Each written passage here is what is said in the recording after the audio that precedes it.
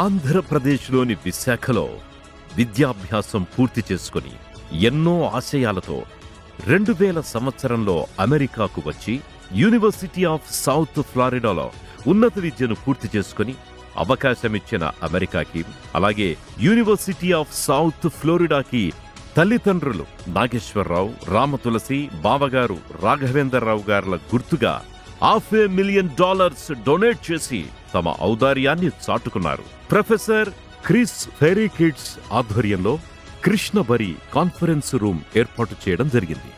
ఈ డొనేషన్ ద్వారా ప్రతి సంవత్సరం 3 PhD స్కాలర్స్ స్టూడెంట్స్ కి ఉచిత విద్య ఎల్లప్పటికీ అందుతూ ఉంటుంది. తాను పుట్టిన ఊరును మరువక తన తల్లిదండ్రులు, బావగారు గుర్తుగా ఓల్డేజ్ హోమ్ అవసరాలను తీరుస్తూ, అలాగే ఎందరో బీటెక్ విద్యార్థులకు స్కాలర్షిప్స్ ఇప్పటికీ అందజేస్తున్నారు. తన మనస్సును గాయపరిచిన సంఘటనకు చెలించి కాకినాడ ప్రభుత్వాసుపత్రికి వెంటిలేటర్లను అందజేశారు. తద్వారా కరోనా టైంలో కొన్ని వందల ప్రాణాలను కాపాడగలిగారు. అలాగే తన సొంత రాష్ట్రం ఆంధ్రప్రదేశ్ అమరావతి ఏర్పాటులో తన వంతు సహాయాన్ని అందజేసి అందరికీ ఆదర్శంగా నిలిచారు.